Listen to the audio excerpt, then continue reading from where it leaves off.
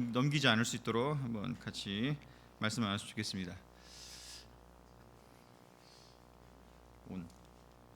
네, 교회를 교회되게 하는 길, 교회의 여러 가지 얘기를 하고 있는데요. 첫 번째는 교회의 주인이 하나님이셨고, 그래서 그 교회가 어떻게 하나님의 원리대로 돌아가야 되는지에 대한 얘기를 했었고, 두 번째가 교회 안에 필요한 게 섬김의 역할들이 있어야 된다. 예수님이 교회를 만드시고 기대하셨던 바가 무엇이냐면 예수님이 세상을 섬기고 세상을 구원하려고 하셨던 것처럼 교회 안에 이렇게 섬김이 있어야 된다, 그 이야기를 했고, 섬김이 없는 곳에 다툼과 갈등과 위험한 일들이 벌어진다라는 이야기를 했었습니다. 그래서 오늘은 이제 우리 교회 안에 교회가 교회답게 하기 위해서는 우리 안에 교제가 되게 중요하잖아요. 그래서 그 교제의 원리에 대해서, 성경적 원리에 대해서 같이 나눠보도록 하겠습니다.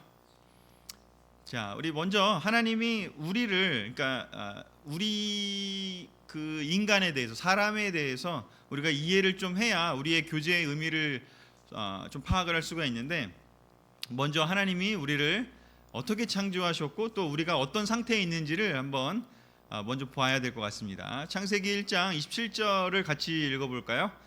하나님이, 시작.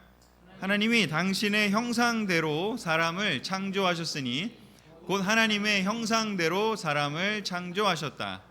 하나님이 그들을 남자와 여자로 창조하셨다. 아멘.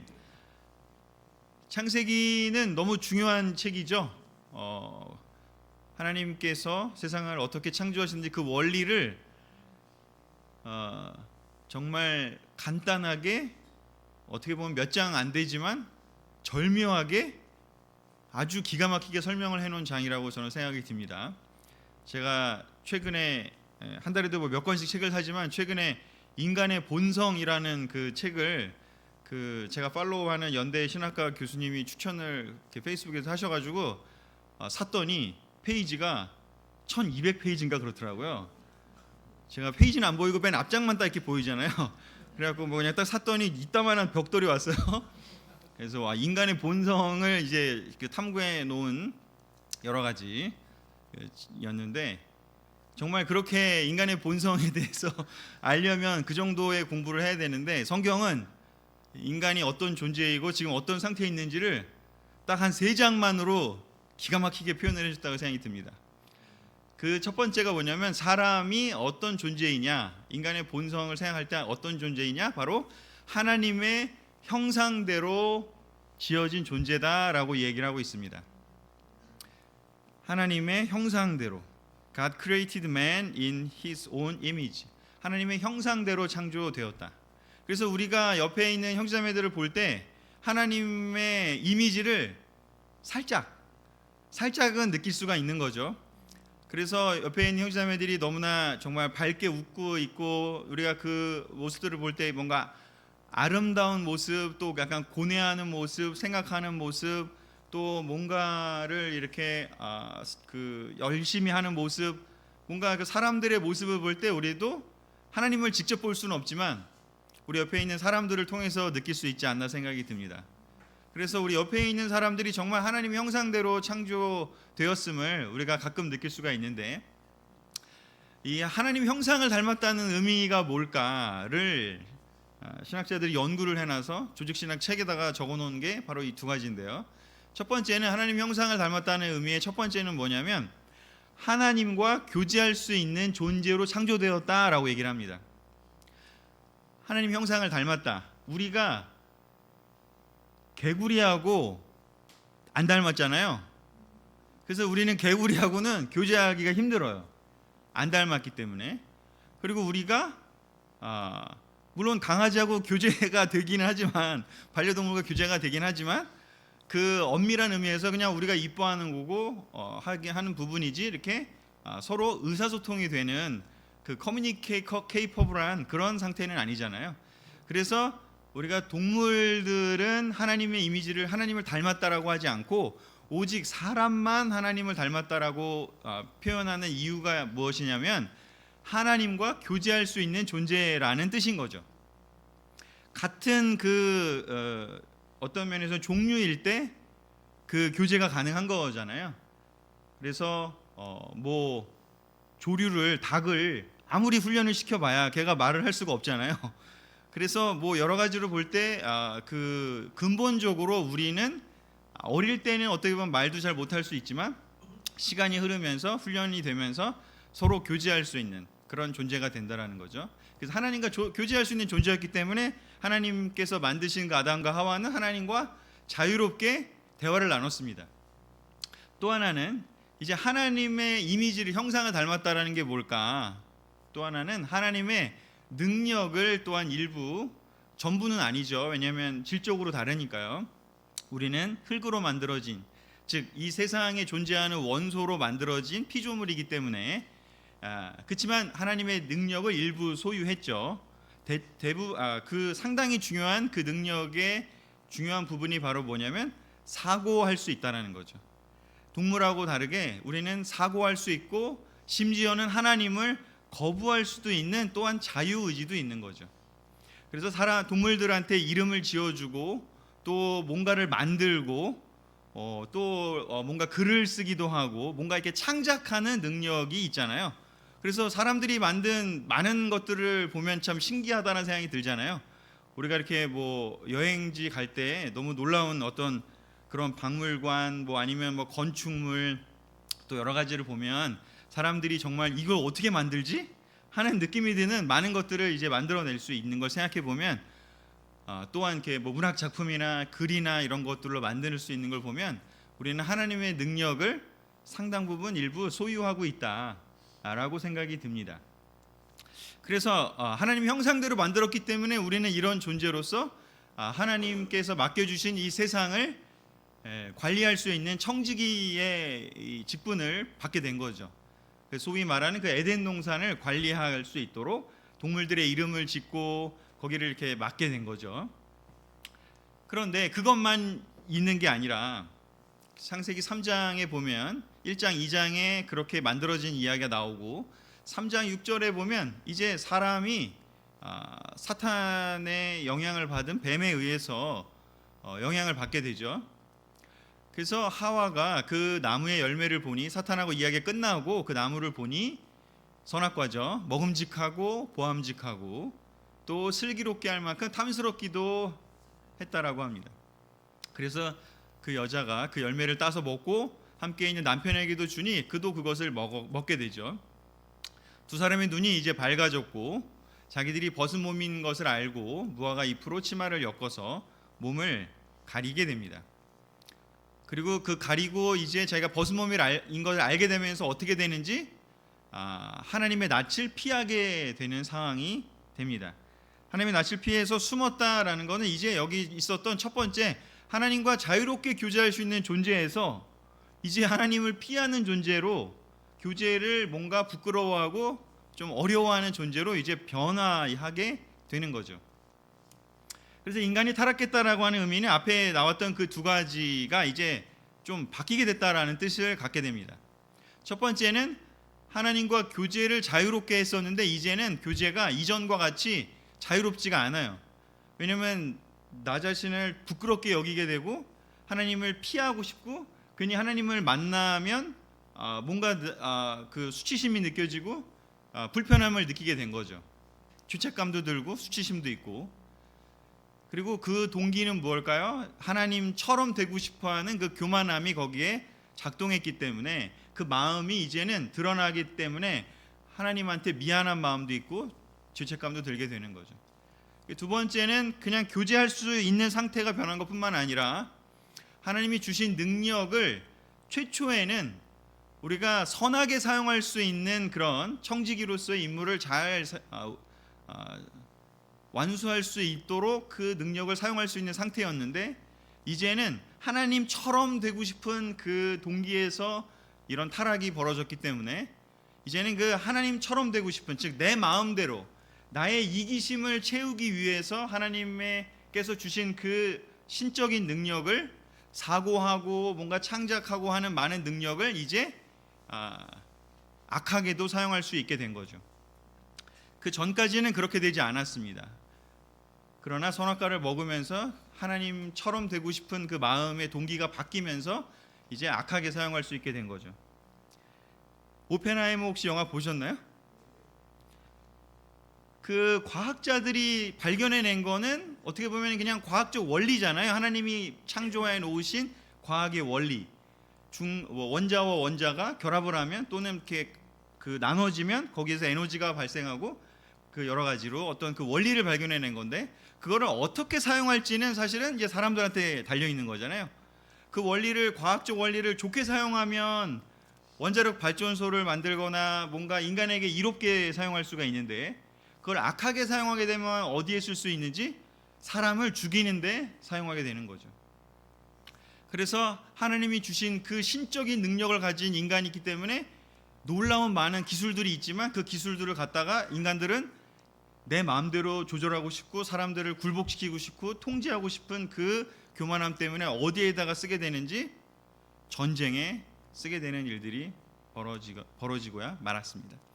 그래서 인간이 타락했다라는 말이 의미하는 게 바로 이 두 가지의 의미가 있다라는 것을 생각해 본다면, 이러한 상태에서 사람들이 그 여러 가지 하나님께 주신 그 능력을 이제 악하게 쓰다 보니 세상에 너무나 많이 문제들이, 사람이 사람을 괴롭히고 또 권력이 생기고 그 권력을 갖고 또 억압을 하고 통제를 하고 여러 가지 이제 문제들이 많이 생기고 죄가 벌어지고 서로 갈등이 생기고 이런 일들이 생겼죠.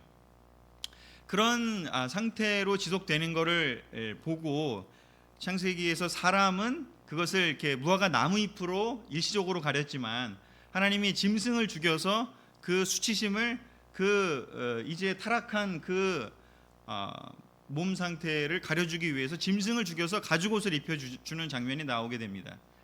그런데 바로 그 가죽을 죽여서 그 가죽옷을 입혀주는 것이 어떻게 보면 예수님을 예표한 거라고 볼 수가 있습니다. 가축을 죽여서 가죽옷을 입혔다라는 게 어떻게 보면 구약적 방법인 거죠. 그래서 구약 제사에서는 가축을 죽여서 그 죄를 계속해서 속죄하도록 한 것인데, 이제 궁극적으로 하나님의 아들이 오셔서 그 가축이 되신 거죠. 우리의 죄를 완전히 용서하실 수 있는, 우리 힘으로는 그걸 극복할 수가 없기 때문에 바로 그 가축이 되셔서 십자가에서 우리가 죽어야 하는데 바로 예수님께서 대신 죽으시면서 우리에게 영원히 우리의 수치심과 우리의 죄를 덮어줄 수 있는 옷을, 가죽옷이 아니라 무화과 나무잎도 아니고 가죽옷도 아닌 예수 그리스도의 옷을 입혀주셔서 그 문제가 생긴 우리 사람들을 이제 구원에 이르도록 옷을 입혀주신 것이 바로 예수님의 십자가 사역이고 그 의미라고 할 수가 있습니다. 로마서 5장 8절 같이 한번 읽어보겠습니다. 시작. 그러나 우리가 아직 죄인이었을 때에 그리스도께서 우리를 위하여 죽으셨습니다. 이리하여 하나님께서는 우리들에 대한 자기의 사랑을 실증하셨습니다. 아멘. 우리가 아직 그 창세기에서 얘기한 그 타락한 상태에 있었잖아요, 우리 모두. 그런데 그 우리를 위해서 그리스도께서 대신 죽으셨대요. 가축이 되신 거죠. 우리를 부끄러움을 없애주시기 위해서, 죄를 없애주시기 위해서, 옷이 되시기 위해서, 우리를 입혀주실 수 있는 옷이 되기 위해서 바로 예수님께서 십자가에 죽으셨습니다. 그래서 바로 교회는 바로 그러한 하나님의 사랑을 예수님을 통해서 입은 사람들이 이제 모인 곳이 되는 것이죠. 우리가 회복이 된 거죠. 근데 회복이 되었다라는 말을 생각해 보게 된다면 바로 죄 용서를 받고 우리는 성령님의 임재를 경험하게 됐잖아요. 그러면서 다시 한번 이제 처음에 그 하나님이 인간을 만들 때의 모습으로 회복이 될 수 있는 그 놀라운 선물을 이제 받게 됩니다. 그래서 크리스천이 된다라는 거는 이제 어떤 의미인지 아까 얘기한 그 두 가지가 일시적으로 다시 회복이 되는데, 바로 성령님과 함께 우리가 하게 되잖아요. 죄 용서를 받고 세례를 받았을 때 성령님을 선물로 받으면서, 그러면서 어떻게 되냐면 바로 하나님과 교제가 가능하도록 다시 회복이 되는 거죠. 그래서 우리가 세례받기 전에 교회에서 성형부를 하고 예수님의 그 사역을 올바로 이해하기 전까지는 하나님하고 교제할 수가 없어요. 하나님을 어떻게 만날 수도 없고 뭔가 교제할 수가 없는 상황인데, 그렇지만 이제 세례받게 되고 성령님이 함께 하시면서 우리는 하나님과 교제가 가능해진 것이죠. 그래서 우리가 기도할 때 하나님 느낄 수 있고 또 말씀 볼 때 하나님을 깨달을 수 있는 이제 힘이 생기는 거죠. 그래서 우리가 제자가 되어서 교회 안으로 들어오면서 우리가 큐티할 때 와, 하나님 말씀이 너무 꿀 같구나, 와, 하나님 말씀이 너무 이해가 되는구나 하면서 달콤한 그 경험들을 하셨을 겁니다. 요즘도 그런 경험을 계속 하시고 계실 거라고 믿습니다. 그리고 또 한 가지, 하나님과 교제가 이제 일시적으로 회복이 되었습니다. 그리고 또 한 가지는 뭐냐면 이제 선한 일을 할 수 있게 된 거죠. 그 이기적인 욕망을 위해서, 나 자신을 위해서 하나님이 주신 그 능력을 사용을 할 수가 있었는데, 이제 그런 일들을 하는 것이 아니라 선한 일을 다시 할 수 있도록 회복이 되었고, 그 선한 일이 바로 뭘까? 하나님을 섬기는 예배를 드리는 일과 또한 이웃을 섬기고 사랑하는, 지난주에 얘기했던 그러한 일들을, 선한 일을 할 수 있도록 또 우리가 회복이 되었습니다. 그것이 바로 이 그 세례의 의미이고 또 교회의 한 일원이 된다라고 하는 의미라고 할 수가 있습니다. 하나님이 최초에 만들어 놓으신 것이 타락이 됐지만 예수님을 통해서 우리가 다시 회복이 됐습니다. 그리고 이것이 완전하게 이루어지는 곳은 어디인지 바로 하나님 나라에 가서 최초의 그 하나님이 사람을 만들어 놓은 바로 그 최초의 모습으로 우리는 돌아가게 될 겁니다. 그러나 지금은 어떤 곳인가요? 우리가 교회에서는 성령님을 통해서 예수님이 십자가 때문에 우리가 일시적으로 회복이 되었습니다. 그 일시적인 상태로. 그래서 우리가 구원의 티켓을 받았다라는 이야기를 하지만 한편으로는 아직은 완성이 되지 않았습니다. 제가 아까 여기 써놓은 게 뭘까요? 성령님과 함께 할 때 그 최초의 모습으로 회복이 된다. 성령님과 함께 할 때 바로 하나님과 교제도 가능하고 선한 일도 할 수 있다라고 말씀을 드렸습니다. 그래서 우리가 세례 받을 때 성령님의 선물을 받아서 함께 교제도 가능하고 선한 일도 할 수 있는데, 근데 그것이 완성이 된 상태는 아니라는 게 바로 우리들인 거죠. 그래서 교회 안에서의 우리가 있다라는 거는 우리가 예전에 베드로 전서후서 공부할 때도 얘기를 했지만 하나님 나라까지 가기 위한 우리가 그 배를 함께 타고 있는 거죠. 구원의 방주. 그래서 우리가 같이 지금 구원의 티켓을 받고 그 배를 함께 타고 있고 함께 여행을 하고 있습니다. 근데 아직 헤쳐나가야 될 바다가 너무 많아요. 그렇지 않습니까? 이놈의 파도가 좀 안 치면 좋겠는데 계속 치죠. 그렇죠? 때때로는 잔잔하게 칠 수도 있고 어떤 때는 풍랑이 있는 것처럼 될 수도 있고, 우리 삶에서 뭐 여러 가지로 사회에서의 일이 안 될 수도 있고 어떤 경제적인 어려움이 올 수도 있고, 또 사회적인 것뿐만 아니라 우리 개인적으로도 뭐 아플 수도 있고, 또 뭔가 그 가족에서의 문제가 생길 수도 있고, 또 심지어는 교회 안에서도 여러 가지 문제가 생길 수가 있습니다.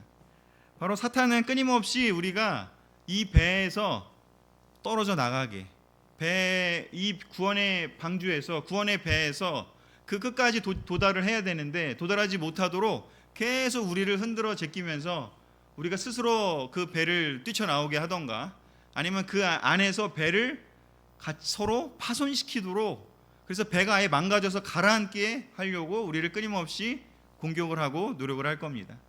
성령님이 임재하셨지만 여러 번 아마 말씀을 드렸겠지만 성령님을 우리가 활동을 제한할 수가 있고 심지어는 성령님을 내쫓을 수도 있다는 것을 우리는 성경을 통해서 많이 보았습니다. 그러기에 우리는 교회에서 무엇을 해야 될까? 구원의 완성 때까지 교회에서 우리가 무엇을 해야 될까? 바로 이 개념이 너무 중요하다는 거죠. 우리가 구원의 티켓을 받고는 있지만 아직 도착을 한 게 아니기 때문에 도착하기 위해서는 우리가 교회답게 바로 이 교회라고 하는 배에서, 구원의 방주에서 우리의 이러한 상태를 정확히 이해를 하고 우리가 서로 꾸준히 성령님 안에 있을 수 있도록 우리가 서로 해야 될 일들이 있다라고 신약 성경은 이야기하고 있습니다. 아까 얘기했잖아요. 성령님이 있을 때만이 우리가 올바르게 하나님과 교제가 회복이 되고 올바로 선한 일을 할 수 있다고요. 그 얘기는 뭐냐면 우리가 항상 성령님 안에 있다라고 그냥 확증할 수는 없다라는 뜻이기도 합니다. 그러기 위해서 우리가 교회가 교회답게 되려면 무엇을 해야 되느냐? 바로 그 성령님 안에 계속 있을 수 있도록. 왜냐하면 성령님 안에 있어야 하나님과 교제도 되고 또 선한 일을 계속 우리가 해나갈 수 있으니까요. 그냥 물리적으로 교회 안에 한 멤버이다 라고만 해서 그 사람들이 모두가 다 성령 안에 있다라고 확증할 수는 없습니다. 그러기에 우리는 무엇을 해야 되느냐? 성경에 특히 신약 성경에서 여러 가지로 이야기를 하고 있습니다. 이제 오늘 교회가 교회되기 하기 위해서 우리의 교제가 너무 중요한데요. 우리가 그 배를 함께 타고 있는데 배 안에서 서로 싸울 것이냐, 아니면 배 안에서 우리가 무엇을 해야 되니 끝까지 갈 수 있도록 함께 배를 잘 이끌고 나가고 그 안에서 재밌게 유람선처럼 같이 즐기고 놀 수도 있고, 아니면 그 안에서 힘들게 어렵게 지낼 수도 있겠죠. 첫 번째로 우리가 구원의 완성 때까지 교회 서로 해야 될 일이 바로 서로 권면하는 일이 필요하다라는 이야기를 드리고 싶습니다. 히브리서 3장 12절 14절 18절 19절 같이 읽어보겠습니다. 시작. 형제자매 여러분 가운데 믿지 않는 악한 마음을 품고서 살아계신 하나님을 떠나는 사람이 아무도 없도록 여러분은 조심하십시오. 오늘이라고 하는 그날 서로 권면하여 아무도 죄의 유혹에 빠져 완고하게 되지 않도록 하십시오. 우리가 처음 가졌던 확신을 끝까지 가지고 있으면 우리는 그리스도께서 주시는 구원을 함께 누리는 사람이 될 것입니다.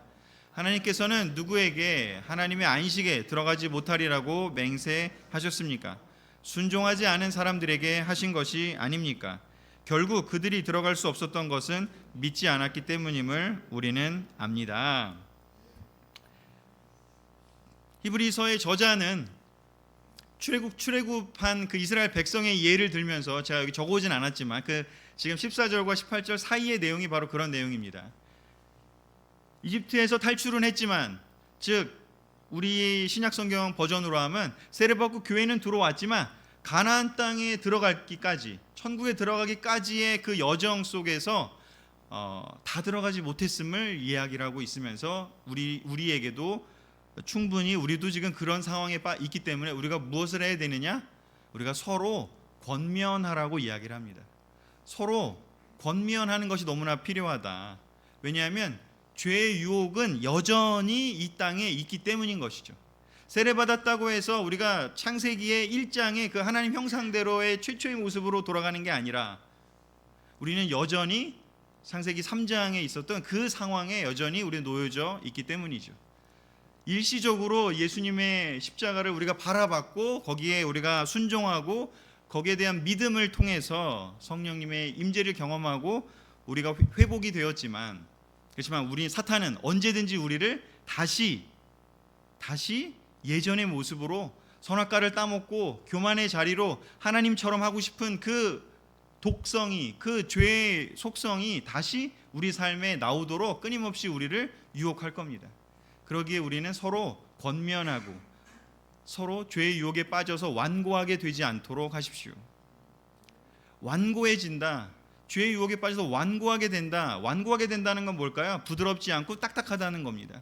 그래서 우리가 예전에 우리의 그 선교사들이 많이 해줬던 말이 이렇게 마음을 딱딱하게 하지 말라고, 그런 우리 마음을 부드럽게 해라는 이야기가 이 구절에서 왔다고 생각이 듭니다.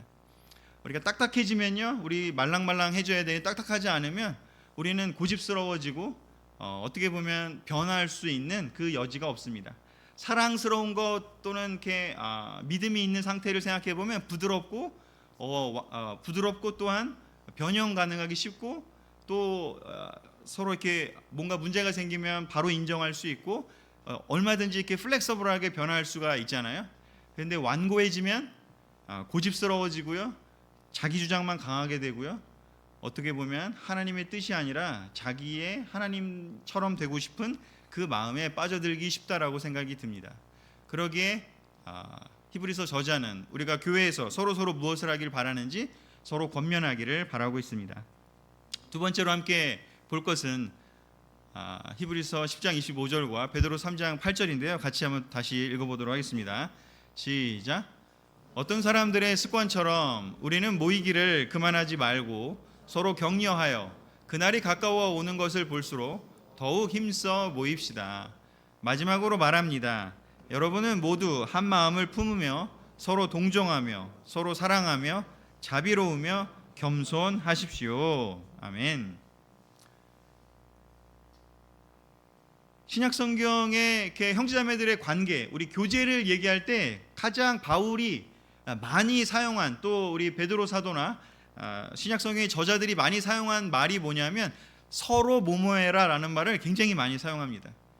제가 다 적어오고 싶었지만 다 적어오면은 아마 9시 반까지 해야 되니까 그냥 몇 개만 지금 적어온 거거든요. 지금 잘 보시면 제가 서로 뭐뭐해라라는 말만 제가 적어온 거예요. 서로 권면해라라는 말을 봤고요. 여기는 뭐라고? 서로 격려하라고요. 왜냐하면 너무 어려운 일들이 많이 벌어지기 때문에 사탄의 공격을 우리 계속 받으니까 서로 격려가 너무나 필요합니다. 그렇지 않습니까?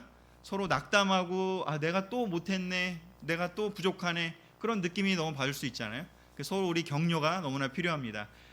칭찬과 격려는 다른 거 아시죠? 칭찬은 그냥 그 사람이 잘한 어떤 행동에 대한 결과물을 얘기하는 거라면, 격려라는 거는 그 결과물이 중요한 게 아니고 계속해서 앞으로 나아갈 수 있도록 밀어주고 힘을 북돋워주는 게 바로 격려인 것이죠. 그래서 우리는 서로 격려할 필요가 있다는 것입니다. 미래지향적으로 계속해서 그 일을 해나갈 수 있도록 힘을 북돋워주고 격려하는 것이 너무나 필요합니다. 그래서 더욱 힘써 격려하고 서로 모아주고, 그 반대는 뭘까? 서로 비난하고, 다른 갈라디아서에 얘기하는 건 서로 물어뜯고 뭐 서로 이렇게 갈등이 있는 걸 얘기하지만 서로 격려하는 게 너무나 필요하다고 이야기를 합니다. 서로 힘써 모이라고 이야기하고 있고요. 서로 불쌍히 여기라고 얘기합니다. 서로 아까 얘기한 대로 그 타락의 상황에 우리 모두 처해 있는 그러한 우리가 무기력할 때 세례받았던 그 모습이 우리의 본질임을 여전히 우리가 서로 인정을 하고, 무언가를 완벽하게 되는 게 중요한 게 아니라 우리가 그런 허물이 있고 연약함이 있고 약점이 있지만 그럼에도 불구하고 예수 그리스도의 그 십자가 사역 때문에 우리가 구원의 티켓을 받고 함께 배를 타고 지금 그 목적지까지 가는 동지라는 것, 동역자라는 것, 함께 여행하는 동반자라는 것을 이해하고, 문제가 있다 하더라도 우리가 서로를 동정하고 서로를 불쌍히 여길 수 있어야 한다고 얘기를 합니다. 서로 사랑하고 서로 자비롭고 서로 겸손하라고 이야기를 합니다. 이렇게 서로 격려하고 서로 자비롭고 서로 겸손한 배를 함께 타고 가면 얼마나 재밌을까요?